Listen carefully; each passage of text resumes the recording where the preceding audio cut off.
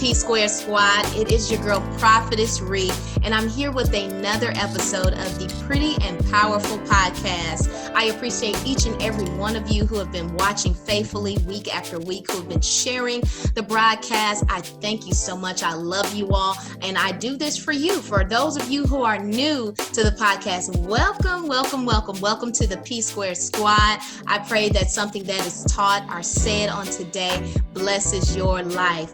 On today's episode, I have another amazing, pretty, and powerful woman of God here to pour into you and to give you some mentorship and some advice that I'm sure is going to benefit your life. Today's topic is entitled, Holding It Together When Everything is Falling Apart. For some of you, you're saying that's my whole 2020 right there in a nutshell, in a title. I'm trying to hold it together and everything around me seems to be unpredictable. It's constantly changing, but guess what? Don't throw in the towel just yet. I have someone here who is going to give you not only some spiritual guidance, but some practical tools so that you can better hold your life together, because we don't want you to just survive 2020. I believe that it is God's will that you thrive in 2020, because at the end of the day, He is in control and His plan and His word shall come to pass. I don't care what's happening. And so we're going to encourage you and give you some wisdom on today. So P Square Squad, I want you to help me welcome the lovely Pastor Stacy Morris to the podcast with a hey girl, hey,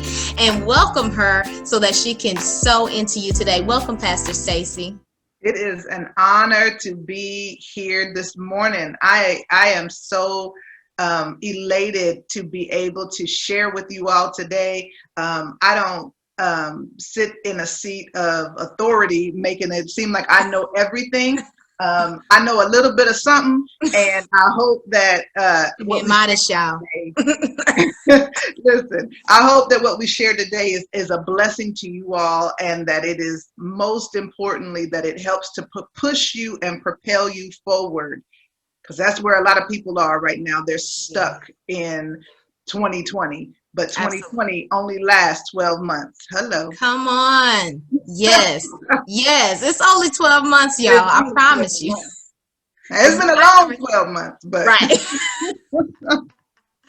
Amen. Pastor Stacy is a licensed clinical marriage and therapy therapist. She is also a licensed master social worker and the executive pastor of Overcomers Church in Mansfield, Texas. So like I told y'all, she's being modest, y'all. She's also working on her PhD. This woman knows her stuff. And that's one of the reasons I wanted her to be on the podcast today, because I want you all to get the assistance and the help to at least stabilize you. Okay. You need to go schedule an appointment with a counselor, with a therapist, but we want to be able to give you some kind of information that is going to help you stabilize yourself. If you're in a place of deep depression, anxiety, frustration, hopelessness, I'm praying that this podcast will help just inject some hope and some faith into your life and give you some tools that can help you to get on the right track. So can you tell us a little bit more about your background and your experience as a counselor and a social worker?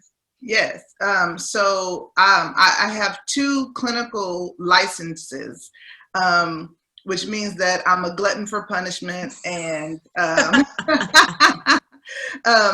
so I've been doing therapy for about almost 15 years. I got my first master's degree in 2006, and then my second master's in 2014. Okay. And so I have counseled from age like 2 to 3 all the way to 80, 90 years old. Wow. Couples, families, groups, from agency work to private practice to integrative health settings. So I did therapy within a medical clinic at one point. So I've run the gamut. I've seen a lot. I've counseled a lot. I just have a lot of experience working with a vast variety of situations, people, circumstances, socioeconomic standpoints, whatever you can come up with. I probably have dealt with it at some point within my career. Wow, that is absolutely amazing. Definitely a calling to go into such a vast, not only counseling itself is a calling, but you, like you said, you've done from children to elderly individuals. Like this is truly evidence that God had assigned you to this area to just help assist people and transform lives and especially even in the kingdom where a lot of us are still just coming to grips with accepting that therapy is necessary. Yes, Like the saying goes, you need Jesus and therapy. I listen, tell people, get this deliverance and lay on the couch. okay? When you get up off the floor, put your phone in your hand and call you a therapist. Yes. Yes. And so that's another reason why I wanted her on here, P Square Squads, because not only is she a counselor, but she's also a pastor. And Yes, so and she also is one who believes in, the gifts and deliverance and all of that, but can find a balance. And that's what we need is balance. We need a balance between, the spiritual warfare, but also the issues of the soul that we have to counsel through and that you may even need to be medicated through. And so we want to have that balance. And so since we're in this uncertain and this constantly changing season, I know a lot of people are really struggling in particular with the fact that I can't predict tomorrow, next week. I may think I'm going this direction and yes, then something changes. I'm dealing with change fatigue. Like I can't deal with another thing happening. Some people are losing jobs and they're being evicted from their homes. And so we have a large array of issues that can be produced emotionally and mentally during this season. But what have you found have been some of the most common challenges that individuals are facing this year? I think the thing that most therapists are seeing the most is this whole idea of just being overwhelmed and not being able to control the uncontrollable. And that sentence in and of itself is an oxymoron because you cannot control things that you cannot control. Right. And so depression obviously is on the rise because when you feel like you cannot control your environment, it increases your feeling of helplessness and hopelessness. And so we're seeing a lot of individuals who are depressed. A lot of people that are dealing with anxiety because when you don't know what's coming tomorrow or what's about to happen in the next 5 minutes, it's going to produce a level of anxiety, which keeps your body in the fight or flight mode.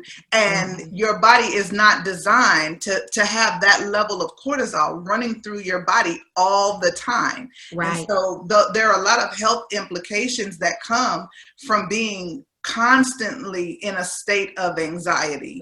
So we're seeing, especially in our hospitals, we're seeing a lot of individuals who are coming in who have just gotten to the end of their rope and feel like they can't do it anymore. So we're seeing suicidal ideation and attempts even are on the rise. And so we're seeing a lot of that in the hospitals as well.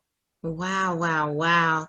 That is totally, it's heartbreaking and understandable at the same time. Even the word of God even tells us hope deferred makes the heart sick, and that there are a lot of people who are truly feeling not just the emotional toll, but the physical toll, like you said, of constantly stressing, the anxiety, the depression. We're seeing that physical impact of a emotional and mental battle, and so we really want to ensure that those of you who are in that position that you really seek some help. I don't want you to stay in that mode of I can handle it, I can get it together, because this is an unusual season, and I don't think anyone unless you're extremely seasoned, has been through a pandemic before. You know, there are a handful that say, you know, I remember the flu pandemic from back in the day. Right. Just a few. But most of us, this is our first go round, okay?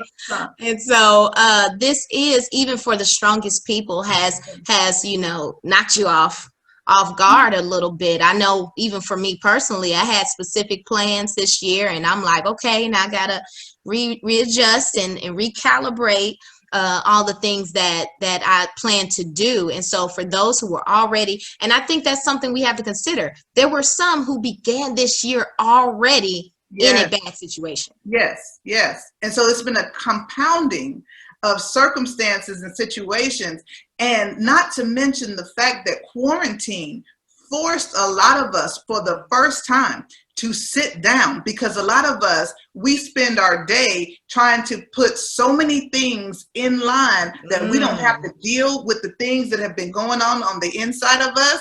And so we fill up our day with stuff, with things that just don't mean anything, but just is used as a distraction. And so because of that, now when you, what do you do when you're forced to sit in a room with just you? Ooh, my God, you said so, Pastor. Listen, you are forced to sit in a room with just you and your thoughts and your memories and your trauma. What do you do with that? Oh, Lord, oh my goodness. I feel like you opened Pandora's box right there. There's so much that can be unpacked. Yes, we don't realize how much we busy ourselves to avoid a lot of the brokenness, and we convince ourselves that we're doing well because we're busy, not realizing that it was just a distraction. So and so for a lot of people, like you said, it's like, man, I can't go anywhere. I can't do this on Saturday night. Now I got to face the fact that I'm lonely. Now I got to face the fact that I'm actually literally afraid to be here by myself. Some people are afraid to even just stay at home by themselves. They have to be at a friend's house. They have to be out. And then I feel that if you already are dealing with tremendous trauma and you are kind of controlling because of your instability of your past, this was a season that just really just agitated that need to control everything. And like you said, trying to control the uncontrollable and trying to make things work a certain way when it's clearly beyond everyone's control. And so now you're seeing that, okay, I have an issue because I can't control the situation. I can't plan it out. I just have to roll with it. Like for a lot of people, this is a complete nightmare. It's the opposite of their personality or even their desires or their habits of, I'm going to plan my life out to the T for the next 5 years. And I need it to happen by this day and I need to be going this way and making this much money. And not like God is like, those perfectionists, those ones that think that if it doesn't happen like this, then I'm a failure. And if that is the case, then what do you do when you can't do anything that you plan to do? That's when they become depressed and overwhelmed and stressed out and anxious and on and on and on. But then, we can even take that just a step further and talk about the people who run away from relationships with their husband, with their children, by going to work or, going out and doing other things. What do you do when you're forced to actually have to sit in the room with the person that you've been banging with and you can't leave for 3 months? You like flow right into the next topic, because I'm like, relationship struggles are real right now. They are real. People are dealing with high stress climates. They come home and you can feel the tension is so thick you can cut it with a knife. So how can couples reduce that tension and use this season as an ability to grow instead of allowing it to tear the relationship apart? I think the number one thing that must be talked about, and I'm sure that, anybody who's talked about relationships, the number one thing that always comes up is that word communication. Definitely have to have a conversation, but some of us are so what is the word that I want to say? I want to say coward, because we're just cowards. We don't want to have the hard conversations. Yeah. We don't want to address the issues.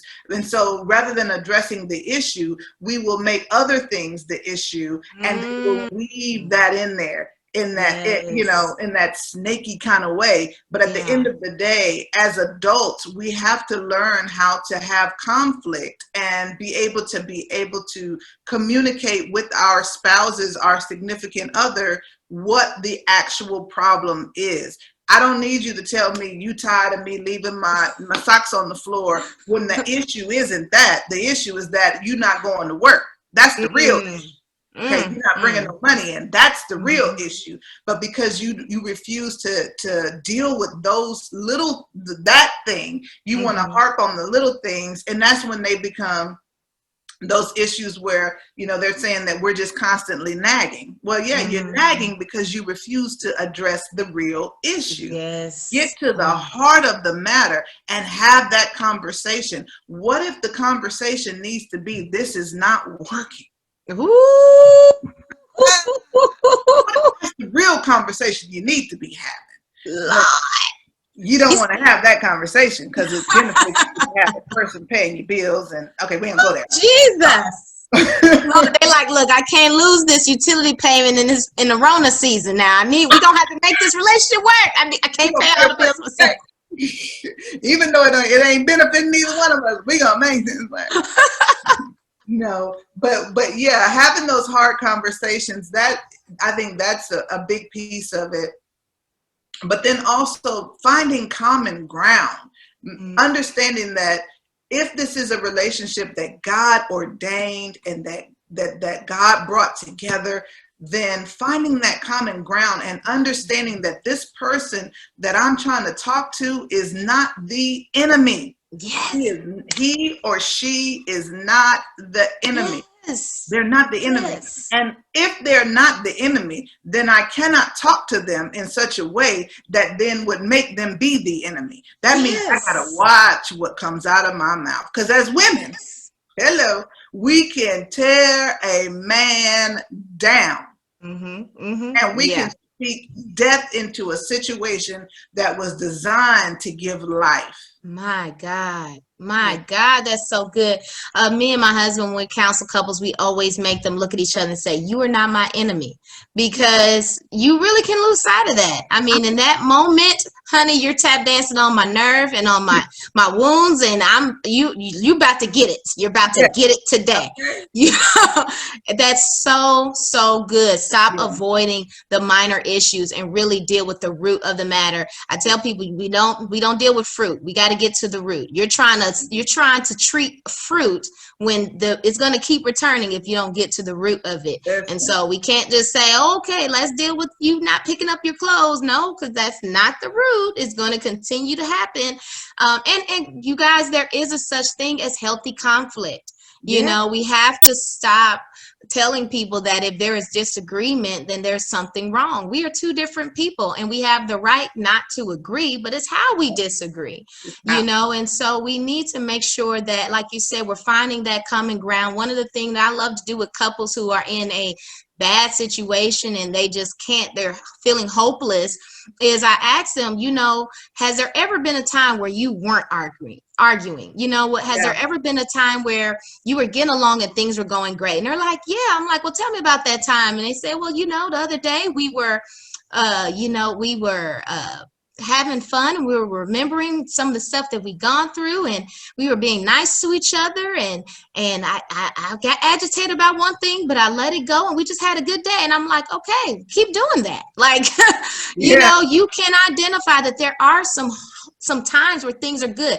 In your mind, you feel like we're always at each other. I can never talk to them, but really there are moments where you are in a peaceful situation, and you need to really intentionally find those moments and figure out what is it that you were doing in that moment that you weren't doing in the other moments, because it's easy to focus on the negative and then you totally cancel out any positive. And that's really what makes you feel hopeless. I mean, if you feel like you're always arguing and you're always fighting, then you don't have any hope for improvement. But if you bring attention to the fact that there isn't always negativity, there is some good times, then how can we make that more consistent? How can we keep those good times, taking place even more so? What are some practical communication skills that you could, just not something that's really deep, but just help some of these relationships out there where they feel like, man, I don't even want to say a word, because if I say something, I just know something gonna pop off or I'm gonna say it wrong. Like, how do they improve their communication skills if they've never been taught how to communicate properly? Sure. So one of the things that my grandmother used to always tell me is to always taste your words before they come out of your mouth. Taste your words. So that means, in layman's terms, right? Think about what it is that you're about to say before you say it. And then if in the moment you're getting ready to say something, because you know what's good, because a lot of times when we're in a conversation, we're not listening, right? We're only listening to hear for a rebuttal. And so we cannot, we can't have that stance. You have to take the stance of, I'm really trying to understand what you're saying, and then repeat that back to them so that they make sure that what was said is what was meant and what was heard. Because there's two different things, what was said and what was heard. And so we want to make sure that if you tell me something, I'm going to repeat that back to you. Did you mean X, Y, and Z? So that they can say, no, I didn't mean it that way. Because a lot of times what happens is we hear things and then we assign meaning to it, and then we respond in our feelings. Yes. Okay. And so we want to make sure that what is said, it is what was meant. Yes. And then being able to repeat that back, but then also using I statements is just such a great thing, because a lot of times we when we're in a conversation, it's always, well, you did this and you did that and you, and that is such it's an attacking way of speaking, and that just increases the conflict within the communication. But if you say, I felt this way when you such this, such this, such. Okay, because then you're saying, this is how it made me feel. Now it might not be what you meant, but this is what I felt. This is what I heard, and this, and so it takes out that Crips and blood thing. Okay, that banging thing. It takes it out of that. It extracts that conflict out of the communication, and it allows you to speak from a place of calmness and respect, and you don't have to sit there and listen for a rebuttal. Yes. That's so good. That's exactly the advice we give as well. It's like, as soon as you go into you always, like that guard comes up and you like, let's fight, let's do this. Take your hand down. Right. That hand get to going, honey. There's always, never, every time. You're like, I remember one time in the beginning of our marriage, I was telling my husband, I'm like, you always, he said, well, tell me, when was the last time then? Give me the date. I'm like, okay, sir, you're not fighting fair. Look, I don't have dates and times. So that really let me say, okay. Maybe I should say that. Do not use absolutes like that. Never, always. This ain't gonna never change. All of those absolute terms negates the times when it wasn't like that. Exactly. To say that you always leave your clothes in the floor means that there are never times when he doesn't. Right. Yeah, and they're like, really? Just yesterday, I picked up my drawers. Yesterday. And yours. Okay. And we know that, some of these relationship issues that we're dealing with are also manifestations of that individual issue. So, like Yeah. you were saying earlier, some are dealing with a lot of anxiety, with a lot of depression, and that's definitely going to take a toll on your relationship. And so, we have to really take responsibility for our own personal healing and mental and emotional state Yeah. right now, and not put all of that on our spouse, our significant Yes. other, Mhm. because we can't manage our anxiety right now. We Yes. can't manage the depression we're battling. And so, you all make sure that you're tending to yourself, and Yeah. you're not trying to just change your spouse so that they That's can work around your personal issues, but you got to be able to deal with your own issues. So as you talked about, that struggle with controlling something that's uncontrollable, how Mhm. can people come to grips with that? Like, it logically, Yeah. but at the end of the day, some of us are stuck in autopilot because of a lot of soul issues. There's layers to this thing, but Yeah. they're stuck in this autopilot of, I just got to control something. I just need to be able to feel like my world has some kind of stability. So, how have you been helping people cope with that? And what kind of tools have you been giving them to just come to grips with the fact that you have to be okay when everything's not okay? Yeah. So one of the things I think is important when you're talking about controlling the uncontrollable, right? Which you can't do, but you can focus on the things that you can control, like your health, like what you're putting in your mouth.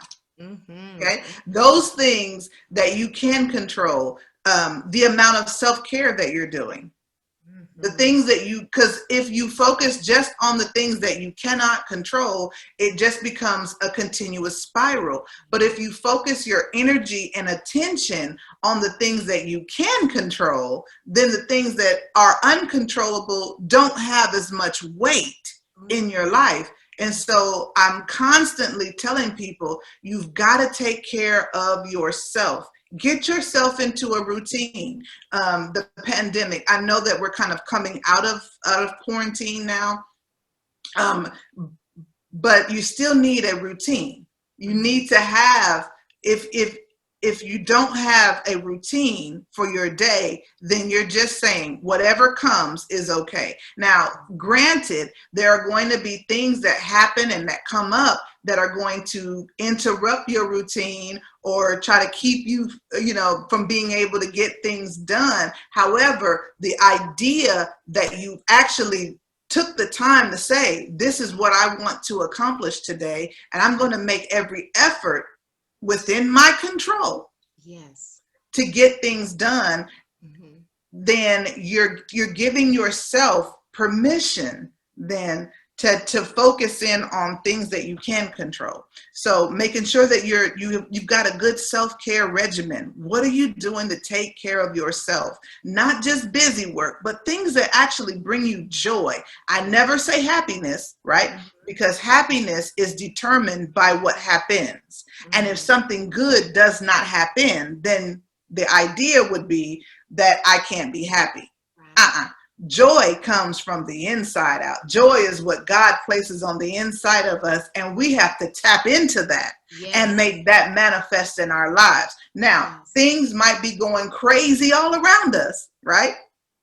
But you don't have to feed into it. You don't have to give your time, attention, and energy into what you can't control. But what you can control is the amount of prayer that you do. What you can control is the amount of scripture that you're reading, because what you're putting in ultimately manifests in what comes out of you. And so if all you're doing is focusing on the pandemic, focusing on all of the negative news that's constantly on, or filling your time reading Facebook posts or Instagram posts or Snap, whatever social media you might be filling your time with, then you're giving yourself then the permission then to be out of control and anxious and depressed. So what you've done is you've invited it in. And it's now going to take over the way that you think, the way that you speak, the way that you interact with people. So what you put in ultimately is what comes out. So you have to make sure that you're putting positive things in so that positive things come out. And watch what you say. Listen, death and life are in the power of the tongue. You have the ability to create an environment by what you say. And so we have to make sure that the things that we're speaking are giving us life, and they're speaking life into our situation.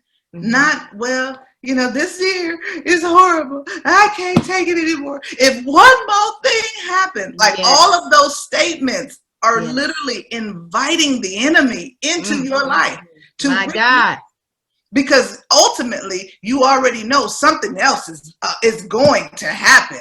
And what you've just done is spoken that thing into your life. And so it's got to manifest. That is so good, you guys. I hope that y'all are taking hold of all of this wisdom that Pastor Stacy is dropping. Absolutely, absolutely. We have to be able to manage properly the things that God has given us stewardship over, and especially our health. I'm even personally in a place of kind of getting myself back on track with saying, you know what, let's get to eating better, let's exercise, because we already understand that there are a lot of inevitable things that are going to take place, but I don't want to throw in the mix the things that I can control and allow that to fall apart too. I want to steward what I can control properly and then trust God with the rest. You said something so good about the way that we speak, and people saying, you know, if one more thing happens, and I tell people, you know what? You said that last time and you're still here. You know what's going to happen? God is going to grace you to get through this. Like, we have to get that out of our head, that there is a threshold of what we can handle. When we put our trust in God, his grace is sufficient, which means his grace can supply everything that we need to continue to endure. Even if the season is long, his grace is sufficient. And so we have to get it out of our minds that I can only accept this much. I can only handle this much. No, you can handle as much as you will allow God to carry you through, until you get to that point to where you intentionally say, I quit, which I hope you don't get there. You know, you can handle it, because God is going to give us the strength and the endurance and the peace. He supplies everything that we need. And many of us at the beginning of this quarantine were like, Lord, if we have to do this one more month, Lord Jesus, I don't know if I'm going to make it 30 more days. And here we are, my God, in September. Look at him. We are in September, still here, in our right mind. Well, most of us. Right? And we are still here, you guys. And I remember when the governor announced in April, he was like, this is going to be extended to May 16th or whatever. And I'm like, Lord, I can't even imagine. And here we are. And so God has proven himself that he is more than enough to carry us through. And so we have to allow him to be God, and then be wise with how we manage what he has placed in our hands. It's just like you said, you know, whatever you put in and you ingest is going to come out of the abundance of the heart, the mouth speaks. And I tell people, I said, look, if you want to change your habits and you want to change your language, what are you eating? Pay attention to what you have to change, the content that you're taking in, if you want to change what's coming out. You can't just say, oh, I'm not going to stop. I'm not going to say this. I'm not going to say that. But then go around negative people and obsess over the negativity in the social media. And then you're saying, no, but I'm not going to speak negatively. No, well, stop. Well, let's first start with what you are allowing yourself to take in. You know, it's not a coincidence that we talk about guarding your eye gates and your ear gates and your mouth gates. Just guarding the gates. Stop leaving them unattended. Put some guards there. You know, let the Holy Ghost guard those areas and be cautious about what you're taking in. Because if you're looking for negativity, you're surely going to find it. I mean, it's not hard. It's in abundance. Find it. Yes, it's just ready supply Everywhere you go, there's going to be fear and terror and Yes. paranoia and anxiety everywhere we go. So we have to really be cautious about who we're around, what we're listening to, so that we can ensure that we are not the ones tearing down our own lives. We already have a battle that we're in. We don't want to be fighting alongside the enemy. You know, we should be on an opposite side. So don't Yes. help him destroy your life. Listen. You know, don't help him destroy your life.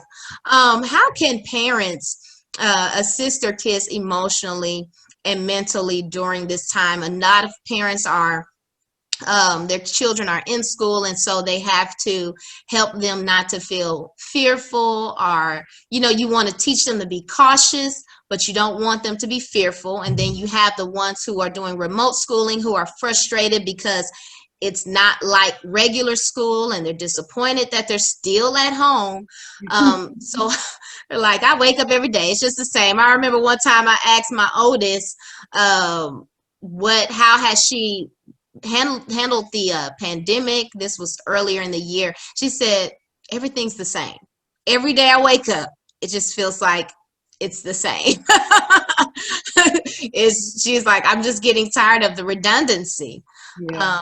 And so how do we as parents just make sure that our children are not silently struggling with what's going on?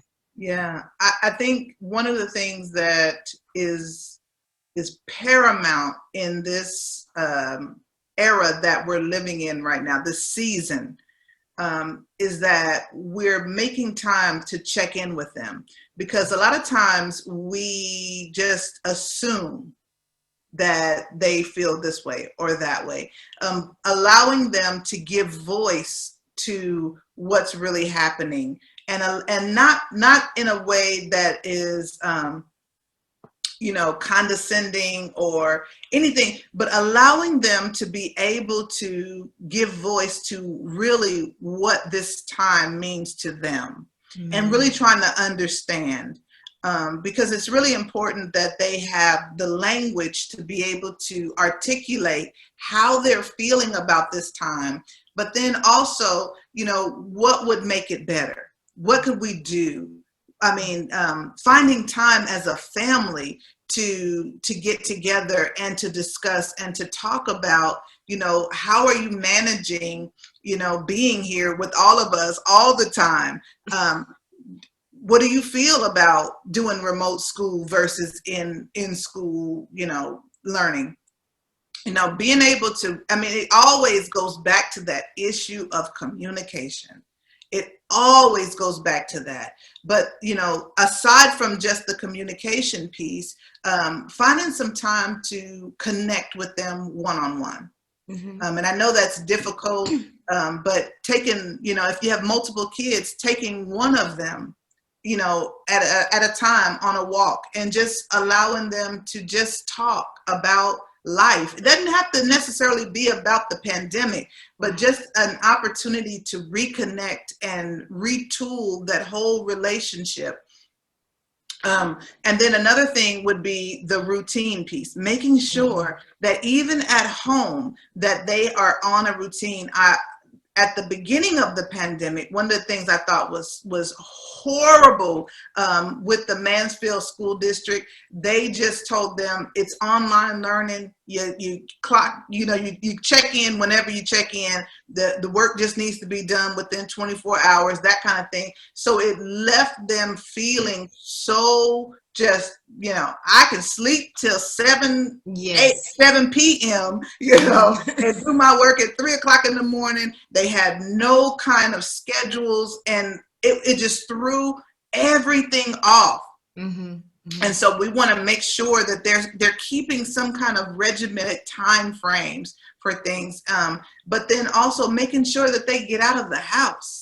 Making sure that they get some air, some fresh air, even if it's just in the backyard, making sure that they have an opportunity to reconnect with the earth, like getting some sun, because all of those things are so important, and we take them for granted. Because we do, we're so used to being outside and doing this and doing that. But when all of that's taken away, what do you do to find some semblance of normal, some semblance, because we will never go back to the normal of 2019 and beyond, right? We've got to learn how to re-engage in this life the way that it is. And so absolutely finding ways, having meals together, any of those things, like letting them help you cook, letting them cook for you. Come on. Yes. Yes. During this time too, my oldest, she has really picked up a few more skills in this kitchen, even just helping with her siblings' snack or lunch or, so yeah, I love that advice, that wisdom, and you guys, that routine part, whether it's for your children or for yourself is so vital. I don't think we realize how much anxiety can be created with a lack of structure, especially as an adult. If you have things to do and you don't have a routine or some way of prioritizing what needs to be done, and then you get to the end of the day and realize you didn't do anything today that needed to be done, that creates even more unnecessary anxiety and stress and worry that could have been avoided had you just created some structure in your day and you prioritize what's most important, and then you allow the other things to just kind of flow into the schedule as you execute the most important thing. I remember doing a sermon and just teaching people on the importance of priority and saying, we have to put first things first. And one of the things that as I was studying and things I've learned in school is some people just don't want to prioritize. They don't want to address the fact that this may not be as important. This might not even need to be on the list. We have such an issue with conflict, even within ourselves, of making ourselves do things that we might not want to do, which is prioritize. Like everything shouldn't be, and everyone shouldn't be at the top of the list. Some things need to be moved to the bottom, to the middle, so that we can execute and be efficient and be effective. I don't just want to be busy, but I want my day to be effective. I want the things that I do to actually have meaning and not just be a lot of activity. And so you all as adults, we need some kind of routine. We make our plans and the Lord orders our steps, but you got to have a plan at least. Yes. Yeah, and I was going to say this too. In terms of prioritizing, there are some things that just completely need to be taken off the plate. Some things that one of the things I believe is that our bodies, our lives speak to us and they tell us exactly what we need. And if you find yourself feeling so overwhelmed, it is an indication that you need to do something different. Within everything, there are patterns and then there are pathologies. And if within the pattern, there are pathologies, then you have to interrupt that pattern in order to interrupt the pathology within that pattern. And so if there are things within your life that are causing you to feel so overwhelmed, every time you think about them, every time you engage in them, it is definitely a time to reevaluate whether or not that thing or that person or whatever it is needs to be in your life. Yes. Oh, now, so good. There are some times when the overwhelming feeling that we're having is not because what we're doing is bad, is because we have procrastinated and did not prioritize that thing. And so sometimes as people, what we do is we just say, if I can't manage it, I'm just going to throw my hands off. Well, no. Because see, this happens a lot in church. Listen. Come on, put the pastor hat on. She said, I'm taking the counselor hat off and put the pastor hat on. This happens in church a lot, okay? Where you don't prioritize your time and you don't do the things that you needed to do. And so rather than putting attention into your routine, your schedule, you just say, I'm just going to not do it. and you leave the church high and dry. Woo! The place that gives you life, the place that speaks life into you, the place that gives you counsel cannot be the thing that you just pull out of and stay home. It can't be the thing that is so overwhelming you that you can't go no more. No, it's not the church. It's you. And what you need to do is to change the way that you are seeing things and reevaluate some other things. But you don't give up on God. My And God. and you don't forsake the assembling of the saints. The place that you're supposed to get the life from. Mm-hmm. Mm-hmm. And if there's conflict within the place that you're getting life from, how are you dealing with it? Mm-hmm. Mm-hmm. For most of us, right, we just don't deal with it. We just leave. Right. You need to deal with that thing. Sit in it. If every church that you've been through,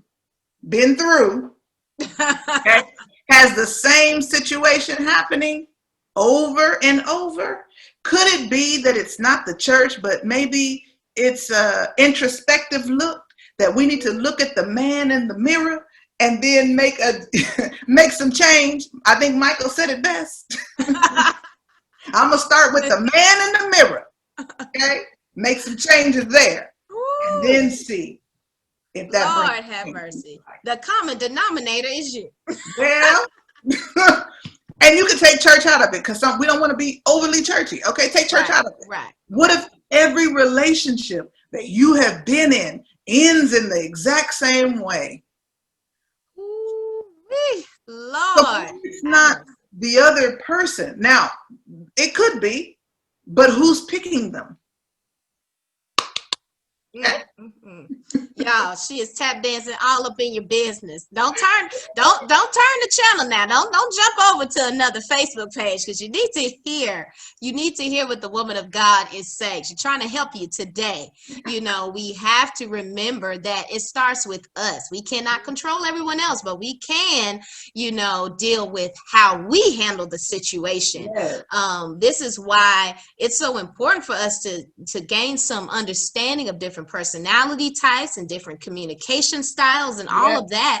Instead of looking for the entire world to adjust to us, we have to learn to adjust with different personalities and different perspectives, because we all have different experiences that create this lens in which we look at the world. And so I cannot tell everyone, you need to line up to what I want. You need to make sense for me, but I need to be willing to adjust as well. And you said something so powerful that a lot of times when we're feeling overwhelmed, the first thing we try to kick off our plate is serving, is the church. I'm just so busy right now. I just can't serve because there's just so much going on in my life. It's like, but what about all that other stuff you got going on that has nothing to do with your purpose? It's not beneficial to you in any way, shape, or form. Like you said, this is a place that is giving you life. This is a place that is sowing into you. This is a place that is pouring into you, and you need to ensure that it's mixed into that list of priorities. Now,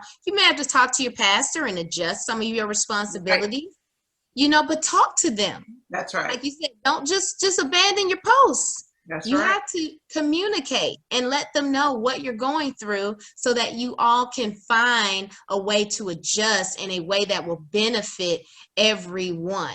Because at the end of the day, the church is not just the pastors, people of God. It's all of us as believers. We are the ecclesia. We are the body. And we have to all serve and put our hands in there, get our hands dirty for his kingdom, not just for the benefit of that specific church, but this is kingdom work.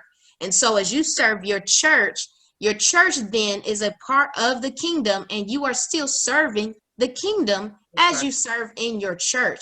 And so if we can just kind of take a look at what we have going on in our lives and really live purposeful lives. Paul told us that we need to be wise and redeem the time because the days are evil. So that word redeem in the Greek, it actually means to make proper use of your time. So much so that it's almost as if you're gaining new time. You're using your time so purposefully that it feels like your time is being expanded. And so we have to ensure that we are living our lives purposefully, so that every decision we make and every activity we participate in is adding to that purpose, is moving us further in our purpose, and it's helping us to walk in the will and the plan of God, because his word says that he has good works that he created before the foundation of the earth, that we might walk in them. So he created things for us to do, and his spirit is guiding us in the path of those things that we need to do. And I promise you, if your goal is to walk in purpose and to fulfill the will of God, God would not be pleased with us just tossing out the church whenever we're feeling overwhelmed. Yeah. I mean, we need y'all to come on now. You know, some of y'all, you just got one thing. You just saying hello as people come in. Just saying hello.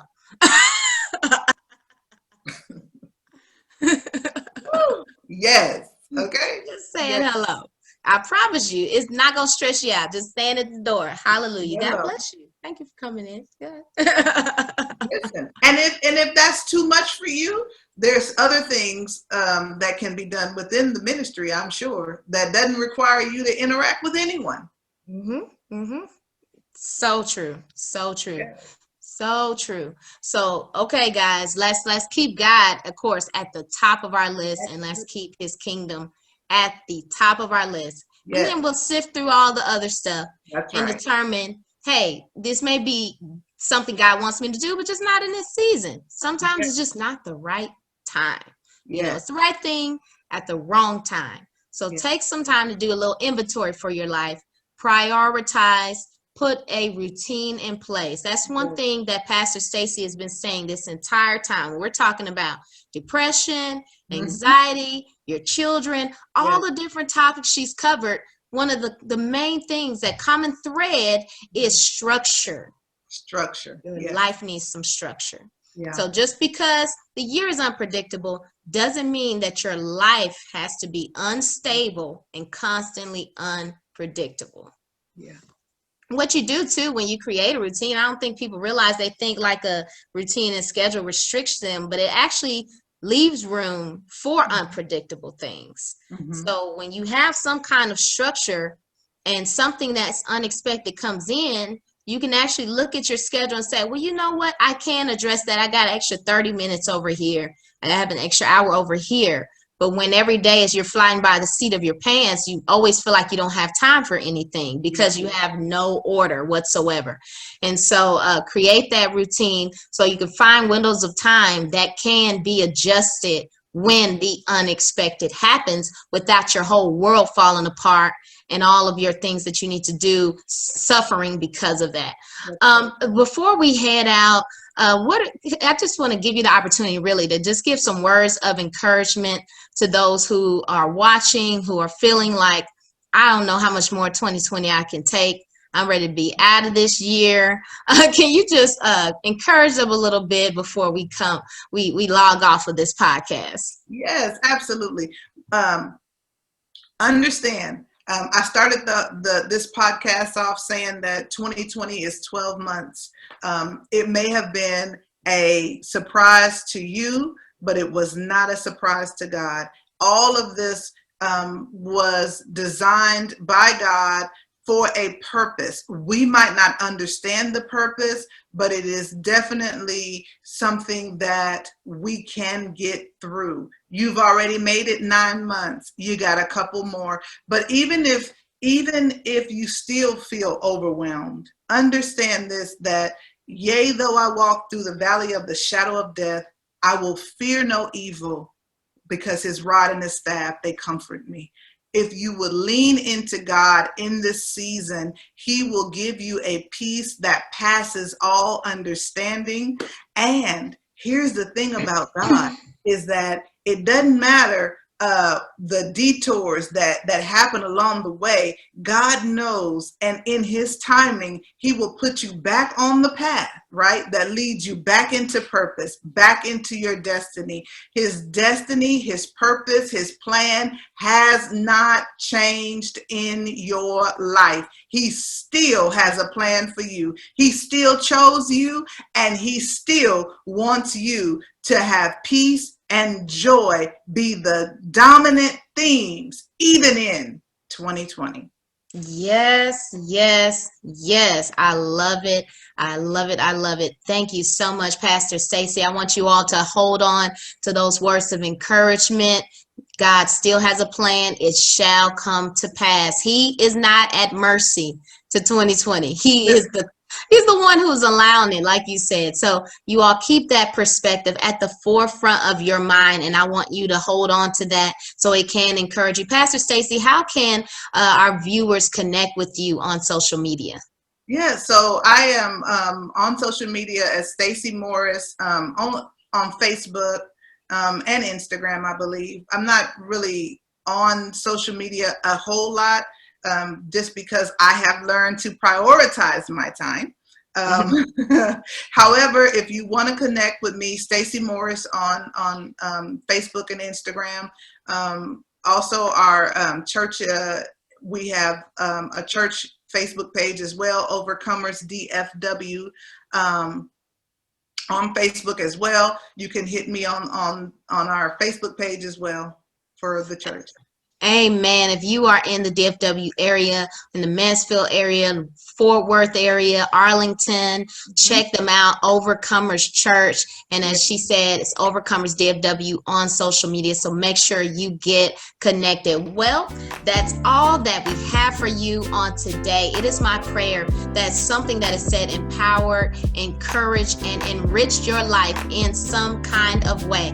Thank you all again for those of you who are part of the P Square Squad, who watch faithfully, who share faithfully. Thank you for those visitors who, this is your first podcast you watch. Thank you for tuning in, and make sure you go watch the former ones that I had. I am in the home stretch, about to complete the first season of the podcast. It's been an awesome ride. So I thank you so much for tuning in and listening and growing as a woman. Don't forget, if you haven't already, make sure that you go subscribe to my YouTube channel, Cherie Eddington, and that you connect with me on Instagram and Facebook at I am Cherie Eddington. And if you're looking for the audio only of this podcast, you can check that out on Spotify, Audio Boom, and Google Podcasts. Don't forget, ladies, you have the right to be both pretty and powerful, so you don't have to choose. And you know what? I don't want you to just walk in it. Strut in it, honey. I will see you on next Tuesday. Have a blessed week.